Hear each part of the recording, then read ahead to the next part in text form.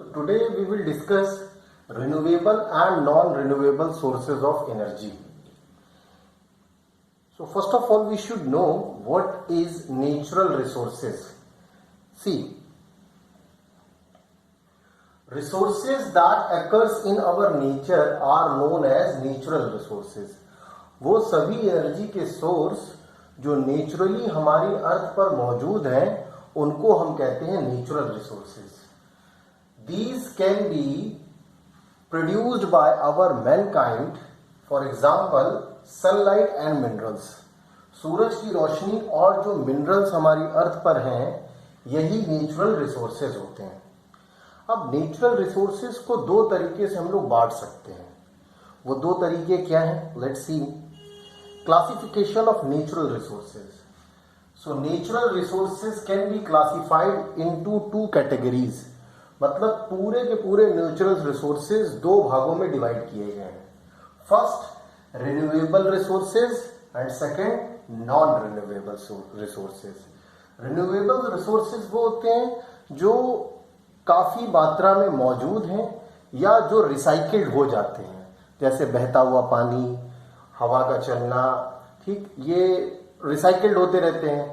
सूरज की रोशनी अथाह मात्रा में एनर्जी आ रही है, ठीक है, आगे भी आती रहेगी, तो ये रिन्यूएबल रिसोर्सेज कहलाते हैं. नॉन रिन्यूएबल रिसोर्सेज वो होते हैं जिनकी एक लिमिटेड मतलब वैल्यू हमारी अर्थ पर मौजूद है और जिनके बनने में बहुत ज्यादा टाइम लगता है. जैसे अगर हम देखें तो लकड़ी भी खुद ब खुद पैदा हो जाती है, बट क्या होता है उसके बनने में काफी टाइम लगता है. पेड़ों के उगने में उसको पूरा एक अपनी प्रॉपर एज तक पहुंचने में काफी टाइम लगता है. इसलिए वुड को हम नेचुरल रिसोर्सेज में नॉन रिन्यूएबल की कैटेगरी में रखते हैं. बहुत जगह वो रिन्यूएबल में भी लिखा जाता है, बट डू नॉट कंफ्यूज. तो रिन्यूएबल नॉन रिन्यूएबल रिसोर्सेज में और क्या आएंगे? जैसे कोल मतलब कोयला, पेट्रोल, डीजल मतलब क्रूड ऑयल. तीसरा आते हैं नेचुरल गैसेज एलपीजी. मतलब अगर कंबाइंडली कहा जाए कोल और crude oil and natural gases को, तो इनको कंबाइन कहेंगे fossil fuels. So let's see. First आते हैं हम लोग रिन्यूएबल रिसोर्सेज. तो सबसे पहले पूछा जाता है व्हाट आर रिन्यूएबल रिसोर्सेज. तो resources that can be replenished naturally in the course of time are called renewable resources. वो सभी रिसोर्सेज जो खुद ब खुद बन जाएं या जिनकी वैल्यू काफी बड़ी मात्रा में मौजूद है कि हम उनको नहीं खत्म कर सकते, उनको हम कहते हैं renewable resources. For example air, water, sunlight, wind, ये नेचुरल रिसोर्सेज. इसके अलावा भी है जियोथर्मल, बायोगैस, ये नेचुरल रिसोर्सेज में आते हैं, रिन्यूएबल रिसोर्सेज में. नेक्स्ट आता है what are non renewable resources. तो नॉन रिन्यूएबल रिसोर्सेज क्या होते हैं? The resources that exist in limited supply and cannot be replaced if they are used up are called non-renewable resources. मतलब वो सभी रिसोर्सेज जो बनने में काफी टाइम ले और एक बार खत्म हो जाने पर दोबारा जल्दी नहीं अवेलेबल हो पाते, उनको कहते हैं non renewable resources. For example oil, natural gas, coal, nuclear fuels. तो ये सारी चीज ऐसी कि एक बार जब खत्म हो जाती है तो उसको बनने में काफी टाइम लगता है, वो चीज दोबारा नहीं बन सकती. मतलब अगर ऑयल जल जाएगा तो वो जला हुआ ऑयल रिसाइकिल नहीं किया जा सकता. यही चीज कोल में, नेचुरल गैस और न्यूक्लियर फ्यूल में एक बार अगर यूज हो जाता है तो वो चीज दोबारा बन नहीं पाती उसी चीज से. अब जैसे डायग्राम से समझते हैं रिन्यूएबल और नॉन रिन्यूएबल सोर्सेज. देखिए रिन्यूएबल एनर्जी में कौन कौन है? सन है, प्लांट आते हैं, ठीक है, क्योंकि खुद ब खुद बन जाते हैं. बट प्रॉब्लम ये है कि जो लकड़ी इसकी होती है वो नॉन रिन्यूएबल रिसोर्सेज में रखी जाती है. वाटर, ठीक, हवा, सॉरी इट इज विंड, है ना, वाटर, ठीक, एंड दिस इज वोल्केनो. जो वोल्केनो से जो एनर्जी निकलती है ये सब रिन्यूएबल में आ जाता है. नॉन रिन्यूएबल एनर्जी में क्या क्या आ रहा है? जैसे मान लीजिए जो एलपीजी गैस होती है, कोल यूज कर रहे हैं हम लोग, फॉसिल फ्यूल ये पूरा आ गया, न्यूक्लियर आ गया, ठीक है, बर्निंग ऑफ गैस, ये क्या आते हैं? नॉन रिन्यूएबल रिसोर्सेज में आते हैं. अब हम आते हैं रिन्यूएबल रिसोर्सेज के पार्ट में. तो रिन्यूएबल रिसोर्सेज के मेन पार्ट आपके सिलेबस में क्या थे, अब ये पार्ट नहीं है, सिर्फ ग्रीन हाउस इफेक्ट और ग्लोबल वार्मिंग अब आपके सिलेबस में रह गया है। Solar energy, wind energy, ocean thermal energy, geo thermal energy, biogas and biomass. देखिए सोलर एनर्जी, सोलर सेल मतलब solar cell, solar cooker, solar panel, ये क्या करते हैं, सोलर एनर्जी का यूज करते हैं कन्वर्ट करने में other form of energy. Solar cell क्या करता है, सोलर एनर्जी को इलेक्ट्रिकल एनर्जी में कन्वर्ट कर देता है। Wind energy, wind mill, wind mill क्या करती है, विंड की एनर्जी को कन्वर्ट कर देती है इलेक्ट्रिकल एनर्जी में। ठीक, फिर आता ocean thermal energy.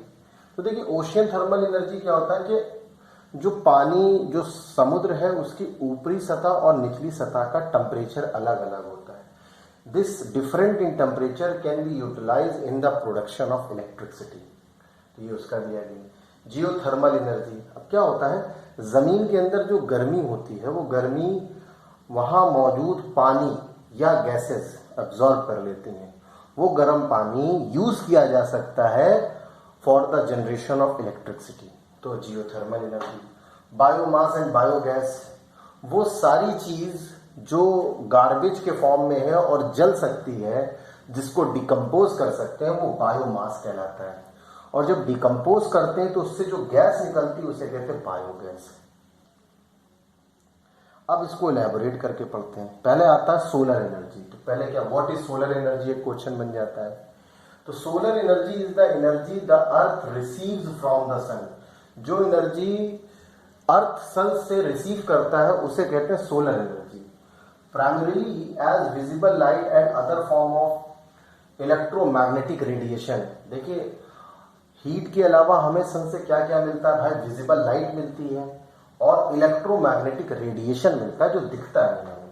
Solar energy can be converted into electrical energy by using solar plates.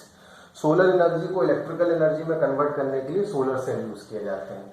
अब सोलर एनर्जी को कन्वर्ट करने वाले डिवाइसेस के नाम पूछे जाते हैं, तो 3 डिवाइसेस के नाम याद कर लीजिए, solar cooker, solar heater and solar cell.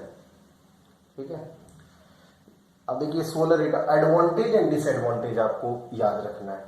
तो सोलर एनर्जी के एडवांटेज क्या है, solar energy does not produce carbon dioxide, मतलब पॉल्यूशन फ्री होती है। It does not affect our environment, अपने एनवायरमेंट को अफेक्ट नहीं करती। डिसएडवांटेज क्या है, it is not constant, it depend on weather condition, time and location. मतलब जो सोलर एनर्जी है कांस्टेंट, मतलब एक फिक्स रेट में तो आती नहीं है और वेदर पे डिपेंड करती है। क्लाउडी डे है या रेनी डे है तो सोलर एनर्जी हम नहीं मिल सकती हमें। नेक्स्ट आता है विंड एनर्जी। तो देखिए विंड एनर्जी, विंड मिल से हम लोग इलेक्ट्रिसिटी जनरेशन में यूज कर सकते हैं। Wind power is good renewable clean and free source of energy for power production. तो विंड से हम इलेक्ट्रिसिटी जनरेट कर सकते हैं, इसमें पॉल्यूशन भी नहीं होता, कॉस्ट भी, मतलब मेंटेनेंस की ज्यादा जरूरत नहीं होती, बट इनिशियल कॉस्ट काफी हैवी होती है। Reduce dependence on fossil fuel, wind energy से हम लोग क्या, जो फॉसिल फ्यूल पे जो डिपेंडेंस है वो हमारी कम हो जाती है। Reduce emission of green house gas and other pollutant, जो फॉसिल फ्यूल के बर्न करने से ग्रीन हाउस गैसेस निकलती हैं तो उससे ग्रीन हाउस इफेक्ट पैदा होता है, ये हम पहले पढ़ा चुके हैं। तो ग्रीन हाउस इफेक्ट कम हो जाता है by the use of wind energy. One major concern is the noise be improved, मतलब इसमें कोई आवाज भी नहीं होती है। नेक्स्ट आते हैं ओशियन थर्मल एनर्जी। जो समुद्र में जो गर्मी की एनर्जी है, हीट वाली जो एनर्जी, उसको हम लोग यूज कर सकते हैं इलेक्ट्रिसिटी के जनरेशन में।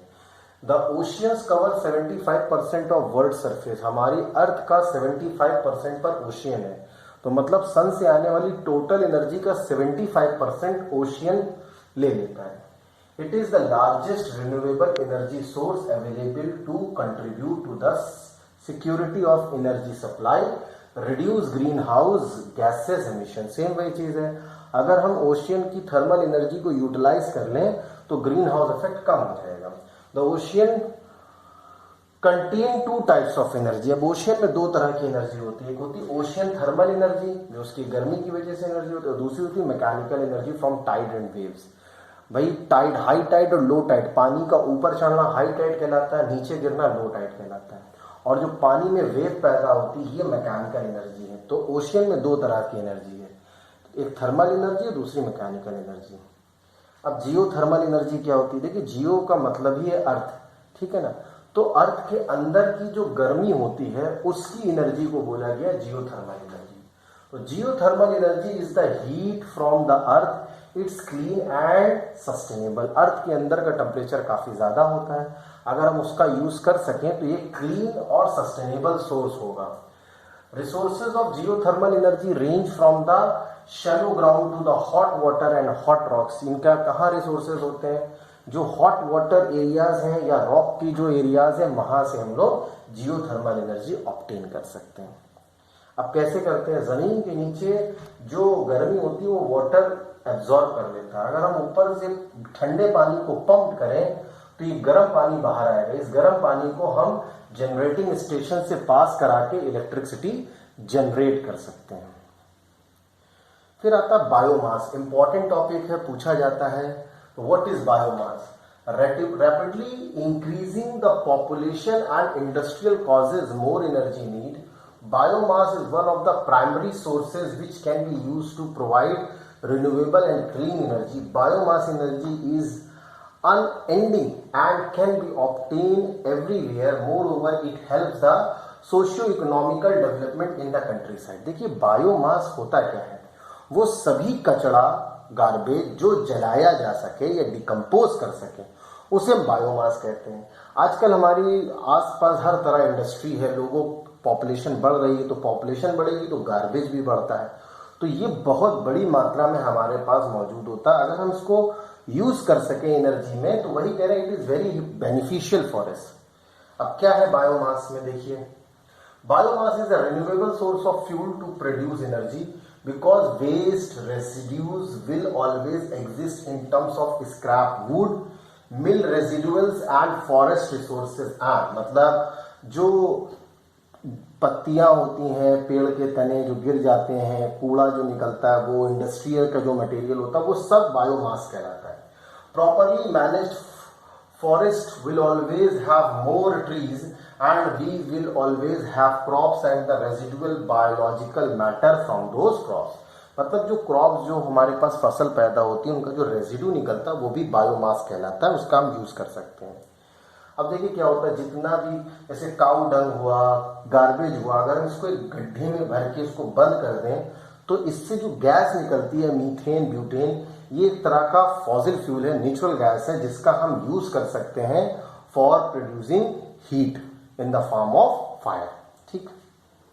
अब सोलर एनर्जी, अब हर एनर्जी के हम मतलब एडवांटेज और डिसएडवांटेजेस के बारे में डिस्कस करेंगे।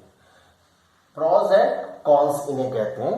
तो प्रॉस का मतलब एडवांटेज एंड कॉन्स का मतलब डिसएडवांटेज कह दीजिए, जो हम नहीं मतलब जिससे हमें थोड़ा बहुत नुकसान हो रहा है। Solar energy save money, a lot of money can be saved as the money paid in the form of power bill will be reduce. Solar energy हमें फ्री मिलती है तो हमें पैसे नहीं खर्चा करना पड़ते।